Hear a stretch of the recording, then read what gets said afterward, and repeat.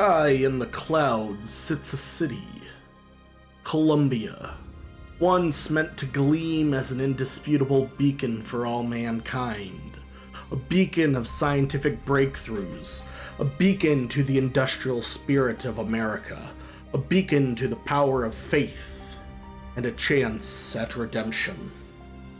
Columbia was born in the remorse of one man, Booker DeWitt, a veteran of the Indian Wars.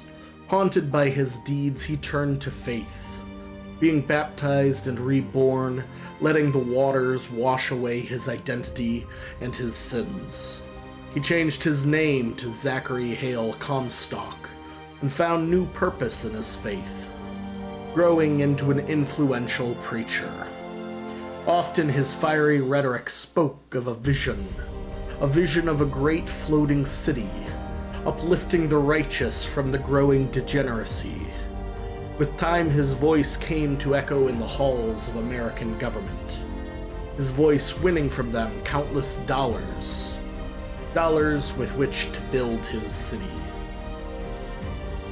Within 3 years of his baptism, Comstock's vision had become reality. Built upon the wondrous, almost magic-like science of the Lutece fields, which allowed the vast structures of the city to be held aloft. Soon thereafter, his city was unveiled to the world, a testament to American exceptionalism and fuel for Comstock's faith. A faith that increasingly broke with Christian doctrines, a faith that saw in America a chance for a new Eden. He uplifted Washington, Franklin, and Jefferson to a sainthood, only for their works to be destroyed by a coming great apostate. Lincoln, who brought only war to this new Eden.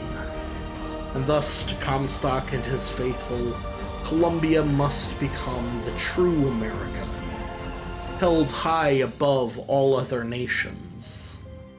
And his people, the people of Columbia, rallied around Comstock's vision and set to work building his utopia. Motivated by devotion, or in some cases greed, these founders built a land unabashed in their beliefs, seeing it as their divine duty to maintain purity and rule over the lesser peoples of the world, bringing the light of civilization through military might and faith, and decrying those below lost to sin.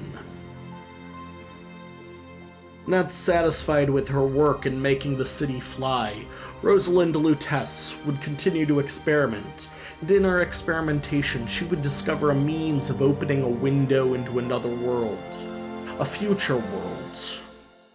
The potential of such technology soon became apparent, and Comstock saw in these tears visions of the future. Visions that would further cement his role as a prophet. His actions seemingly seeing him rewarded for his good works with a miraculous daughter, Elizabeth, a child who was said to have gestated for a mere 7 days, and who soon began to exhibit the ability to open tears between worlds.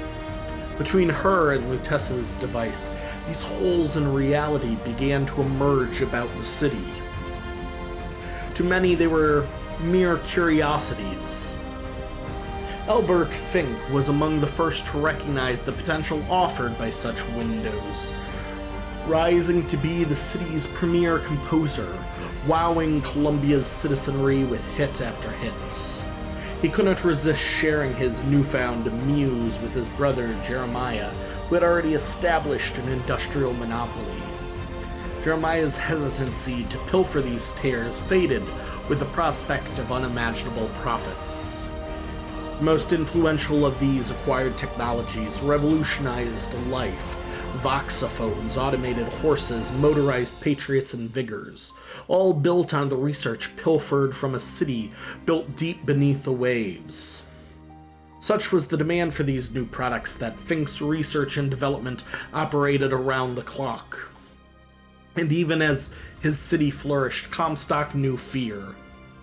Fear of his actions being uncovered, fear that the United States would reclaim his city, and fear for his daughter's future.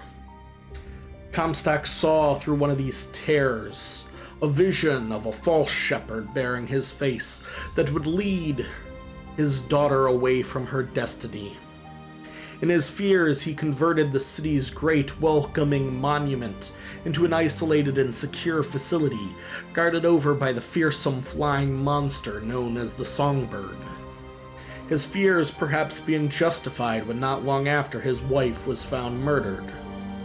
Comstock himself was quick to blame their domestic servant, Daisy Fitzroy, who herself escaped into the labyrinth of Finkton. Not long after, the city was deployed by the United States on a goodwill mission to showcase to the world America's rising power, the strength of the nation and its ideals. What had begun as a goodwill tour ended in countless dead in Peking. Colombia having arrived in China at the onset of the Boxer Rebellion. Unwilling to sit idly by as Americans were taken hostage, Comstock ordered Colombian forces to intervene. Their soldiers, backed by heavy firepower from the city itself, reduced the city to rubble. And amid the uproar of international condemnations and the demands from Washington for Comstock to stand down, the prophet refused, seceding from the Union on July 6, 1902, his decision finding widespread support in Colombia. Free of the United States' restrictive labor laws, the city's undesirables, Africans, Native Americans, Jews, and the Irish, labored under slave-like conditions, with no hope for or opportunities to rise above their station. To some, this was viewed as penance for tearing down the New Eden of America. To others, it was simply an excuse for cheap labor.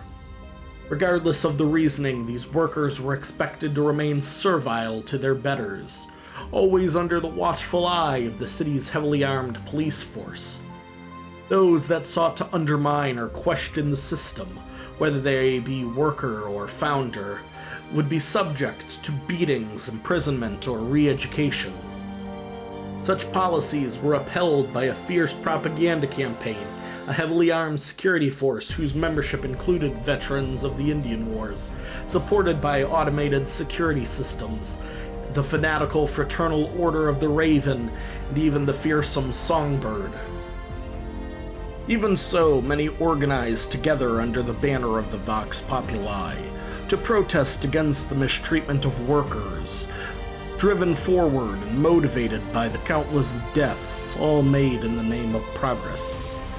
The protests were then violently suppressed by Fink's security and the city's police force. Forced underground, the movement was transformed.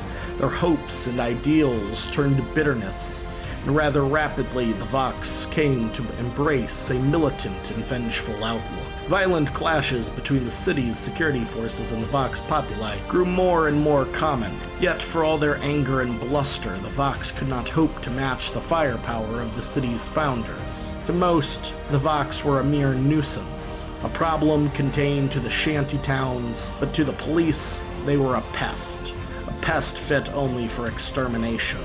And while this violence continued, the city rejoiced at its 10 years of independence, celebrating the technological, industrial, and spiritual growth of the city. Amidst the citywide celebrations, one last pilgrim was picked up off the coast of Maine, before Colombia once more disappeared into the clouds, its fate lost to history. Some have speculated at its destruction amid increasing violence and tears in reality. Others recall stories of a flying city appearing above New York some decades later. Still others of a crashed building discovered high up in the Alps. But to most, Colombia simply never existed at all.